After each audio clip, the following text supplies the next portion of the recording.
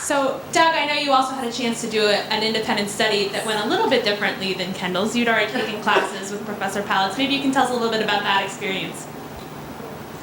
Sure. What drew me to David's class, I guess Richard, who's here, Richard Vinegar, and I were down in the new dorms. I guess that was the first co-ed dorms on campuses back in '72. And I was very interested in political science, and what I was looking for was who's the best. And I believe Richard told me David Palitz is the hardest, and you should try one of his classes. So I said, sure, I'll do that. And I found in David a master teacher. I found someone who was unique in my experience. And I watched professors, and some were just lecturers, and you just were a sponge.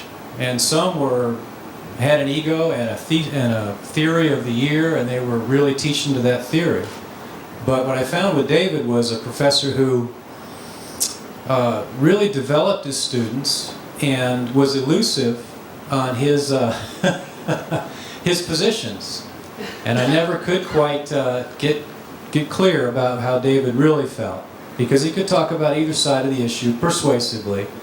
And one of the things I learned was a great respect for different opinions as long as they were well presented and with integrity, and that he modeled that. So I was really, I felt like I'd found a home. And for a couple of years, I took a course with David every semester, and I chose to do an independent study my senior year.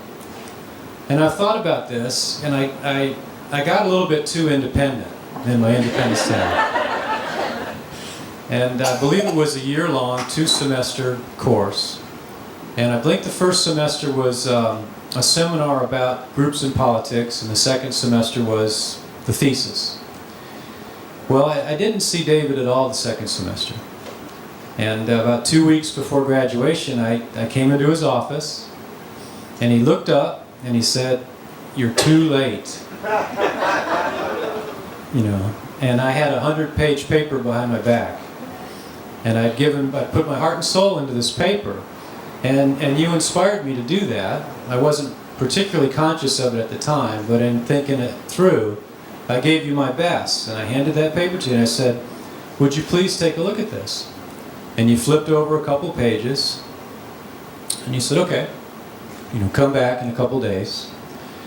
And I came back, and you said, "I'm giving you an A-, because I never give anybody an A." And I said, "Thank you." And I got my paper. He said, "Now you've got 2 days to round up 2 more professors and do an oral defense of this." And maybe 3 days, I don't remember. But I found a couple professors. Jerry Huff, I believe, was the Russian expert. And Jerry wasn't happy to see my 100-page paper. Jerry had a bunch of papers. And he was nice, and he came to the oral defense. I believe that I don't remember the other professor, but neither Jerry or the other professor had many questions. You asked all the questions. And when we were done with the oral defense, the other professors left. I stayed in your office, and you said, "I'm changing your grade. I'm giving you an A."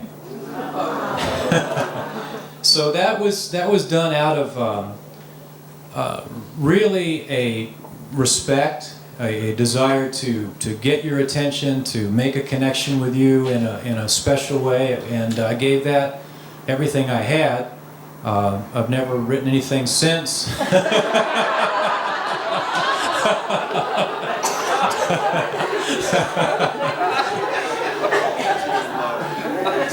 So, and we developed a relationship after that, and you followed my career. And what you gave me through those 2 years, those courses, I never was afraid of you.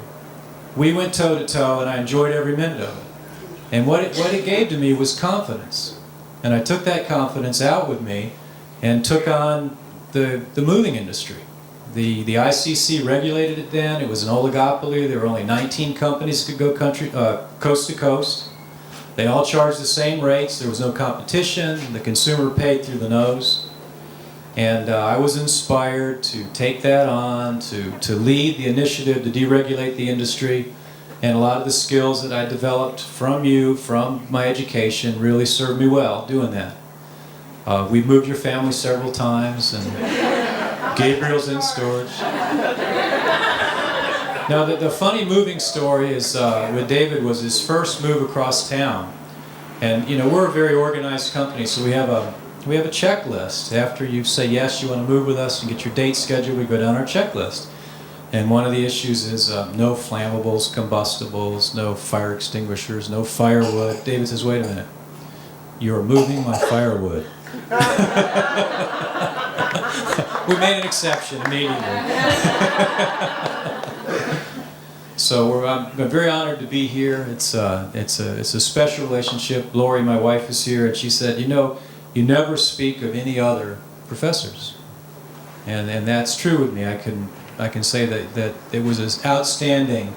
I'm glad I met and got involved with your teaching. You're a master teacher. You know your material, but you know how to teach in a very effective way. And you bring out the best in us, and that's why we're here. Thank you. Thank you.